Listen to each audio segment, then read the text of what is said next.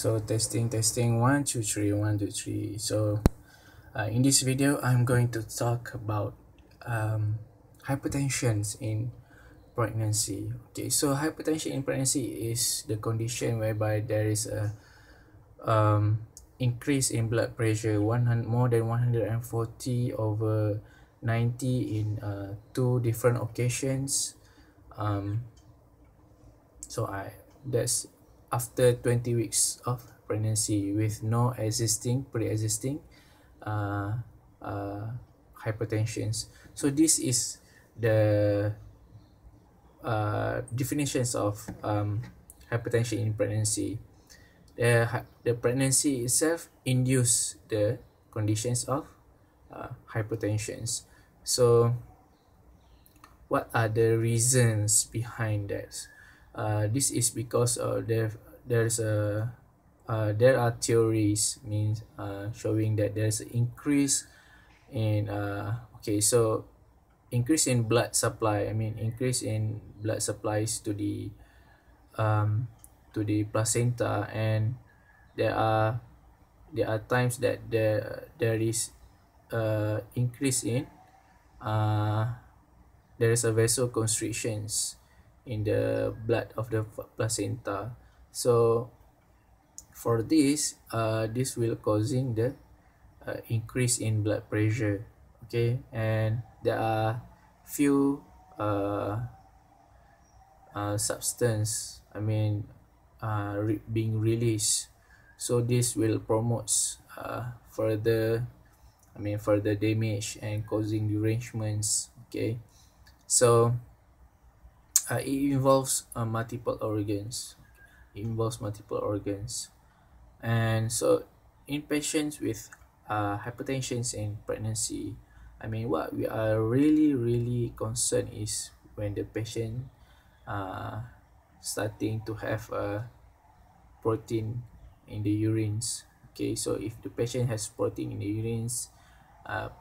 urine, meaning that the kidney is being compromised. Okay, so we call it as a preeclampsia. Meaning that the patient might have to develop eclampsia. Eclampsia is the condition whereby there is a seizure that is not because of the existing conditions such as epilepsy or other causes. It's mainly because of the hypertension itself.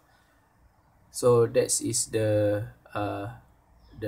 definition, the meaning of eclampsia. So preeclampsia, there is a conditions before developing the eclampsia itself. So the patients developing with preeclampsia, usually the patient will have develop symptoms. Okay, symptoms of such as blurring of visions, headache, abdominal pain, epigastric pains, nausea and vomitings, because all of these symptoms pointing to multiple organs. Okay, multiple organs, because of the release of the substance that I just mentioned just now.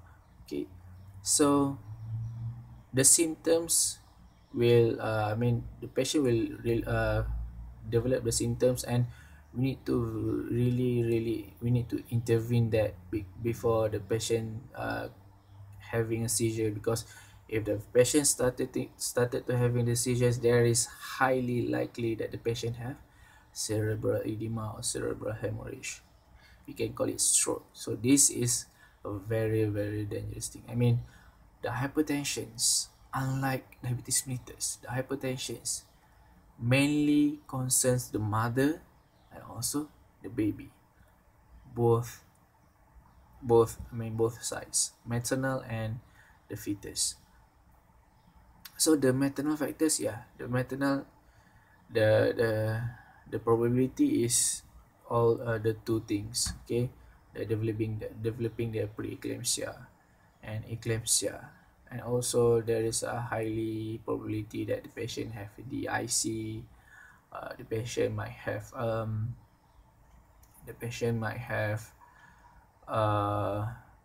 antepartum hemorrhage and all those things because of the um, high blood pressure. And the baby, okay, so the baby, now we are now we are focusing on the baby. So for the baby, usually what happens to the baby is that because of the restrictions in the blood supply to the placenta, so this totally will affect the growth of the babies. Okay, so if it's affecting the growth of the baby, and is highly likely that the patient will develop intrauterine growth restrictions. The baby might not develop, might not growth normally. I mean, might not growth that is supposed to the gestational age.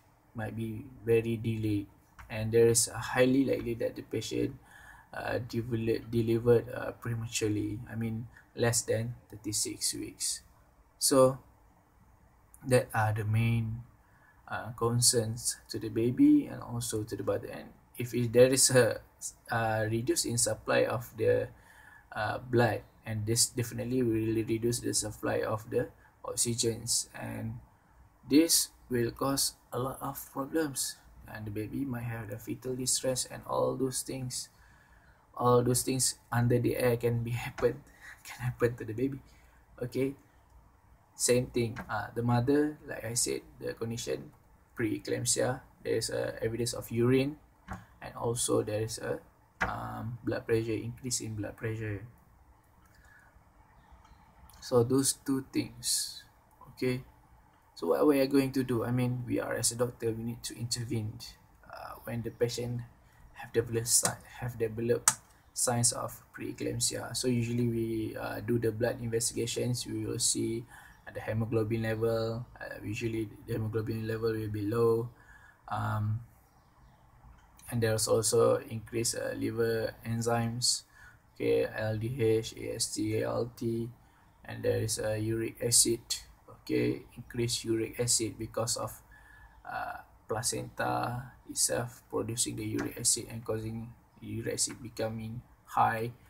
And so all those parameters suggesting that this patient had preeclampsia. And what we are going to do is we give, if the patient only develop hypertension, I mean, if it's not controlled, if it's controlled, we just give a bed rest. I mean, we admit the patients to the hospital and patient will rest, okay, and until the blood pressure is going down.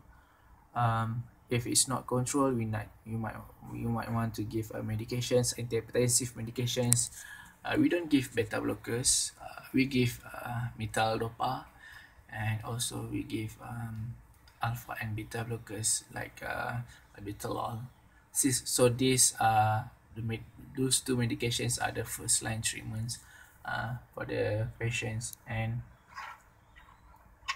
if the patient develop hypertension, I mean develop proteinuria, and also there's signs of preeclampsia, um, and there is signs of involving of vital organs.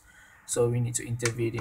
We need to intervene very quickly. I mean, we need to give a patient solutions. We call it magnesium sulfate.